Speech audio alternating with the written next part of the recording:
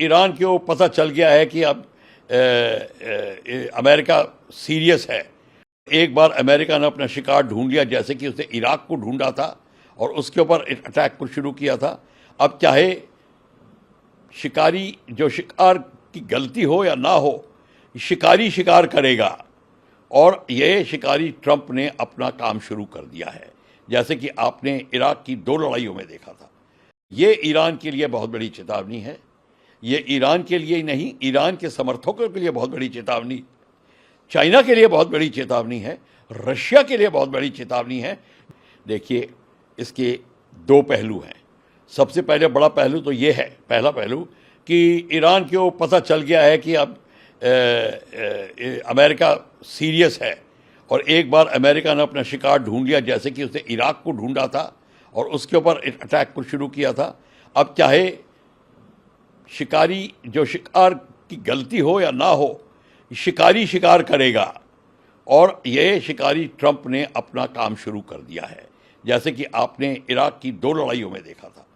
अब ये लड़ाई कहाँ रुकती है वो दूसरी बात है। फिलहाल अटैक करके और डिस्ट्रॉय करके मेरे ख्याल से इतना डिस्ट्रॉय हो गया होगा कि अब वो ठीक होने में बहुत समय लगाएगा। उसको बिल्कुल नाकामयाब करके अभी उसकी फोर्स ने कह दिया है और मैसेज दे दिया ईरान को कि देखिए, अभी भी आप लाइन पे आ जाइए, जैसा कि हम कहते हैं। इसके बाद मैं अभी कोई मिलिट्री एक्शन नहीं और कर रहा, पर अगर आपने नहीं किया तो मैं कह नहीं सकता। कहने का मतलब है कि उसने चेतावनी दे दी है कि अभी भी आप बाज आ जाओ, सिंपल शब्दों में।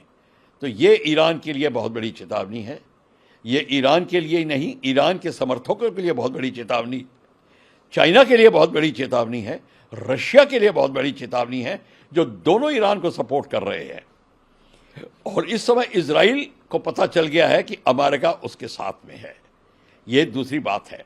और अमेरिका, इजराइल के समर्थकों को और सबको पता चल गया है। पर अब वर्ल्ड जो है एक किस्म से 2 पहलुओं में डिवाइड होता नजर आ रहा है। एक है चाइनीज रशिया लॉबी और एक है अमेरिका एंड एलाइज की लॉबी। इसके ऐसे करने से अमेरिका के और भी कई प्रॉब्लम सॉल्व होते हैं, जैसे कि नेटो कंट्रीज़ के साथ में दोबारा उसका आकर्षण होना, दोबारा वो उनके साथ में साझेदारी बननी जो टूटती जा रही थी, वो भी अब देखने में मिलेगी। अब देखेंगे कि जितने कि इजराइल के सपोर्टर नेटो नेशन में हैं और इत्यादि, वो भी अमेरिका के सपोर्टर बन जाएंगे। ये इसका दूर का खेल है अमेरिका का। पर इस सब को लेकर भी एक दूसरा पहलू मैं ये बताना चाहता हूँ कि जिनीवा कन्वेंशन के तहत एक न्यूक्लियर पावर प्लांट, एक डैम और जो डाइक्स होती हैं, जो कि नेदरलैंड में समुद्र को रोकने के लिए दीवार बनाई जाती है, उनके ऊपर अटैक करना प्रबंधित है। मतलब उसके ऊपर अटैक नहीं कर सकते, टोटली बैंड है। उसको डेंजरस फोर्सेस कहते हैं। तो बशर्ते कि वो न्यूक्लियर पावर प्लांट लड़ाई में ना इस्तेमाल हो, मतलब कि उसमें वहाँ से कोई वेपन्स नहीं लॉन्च हो रहे। लड़ाई हो रही है, पर अगर उस न्यूक्लियर पावर प्लांट के ऊपर कोई वेपन्स नहीं लगाए गए हैं, तब उसको अटैक नहीं करना। ये एक बहुत गूढ़ बात है, बहुत कम लोगों को ये पता है। और इसके तहत अमेरिका को एक जिसको कहते हैं उसके ऊपर केस लगाया जा सकता है इंटरनेशनल क्रिमिनल कोर्ट के ऊपर कि उसने डेंजरस फोर्स के ऊपर अटैक किया है। कोई उसके ऊपर कोई वेपन नहीं था, वहाँ से कोई मिसाइल नहीं लॉन्च हो रही थी। तो ये एक अलग चीज़ है। और अमेरिका की और ईरान की लड़ाई थी ही नहीं। तो ये इसने ओपनिंग शॉट में जो ये कार्यक्रम किया है, इसकी जवाबदारी अमेरिका करेगा, बशर्ते लोगों में इतनी हिम्मत है कि उसको इंटरनेशनल क्रिमिनल कोर्ट में ले जाएं। ये दूसरा पहलू है। पर सबसे बड़ी अब बात है, चीन को देखना है। अगली अब खबरें आएंगी, चीन का रिएक्शन क्या है, जी का ट्वीट क्या आएगा, पुतिन का ट्वीट क्या आएगा, वो क्या कहते हैं, और उसके हिसाब से बात चलेगी। पर भारत की बात आती है तो भारत के लिए एक बहुत जिसको कहते हैं कि सावधानी का समय है।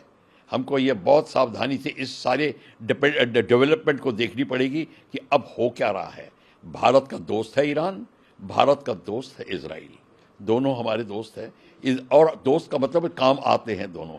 हमारा ऑयल सप्लाई के लिए है और ट्रेड है, और हमारे सांस्कृतिक कनेक्शन है ईरान के साथ में। और इजराइल हमारा क्लोज फ्रेंड है, जिसको कहते हैं इमोशनल कनेक्ट इजराइल के साथ में है। इजराइल, हमारे लोग इजराइल में बसे हुए हैं, ये भी बात है।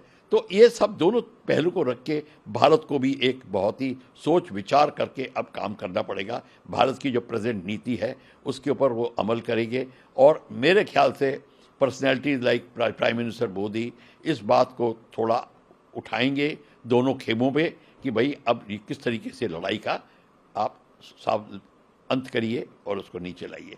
तो अभी अब देखना होगा, अमेरिका के पास वेपन्स हैं, MOAB, maximum ordnance, airburst, deep penetration bombs हैं जो B-2 बॉम्बर से लॉन्च करता है, उसे न्यूक्लियर वेपन भी लॉन्च कर सकता है, वो दूसरी बात है। पर हैवी वेपन बॉम्ब्स हैं, ये 200 फीट गहराई के अंदर जाकर पहाड़ों में से निकाल के, जो अगर कोई जगह छुपी हुई हो उसको भी निकाल सकते हैं।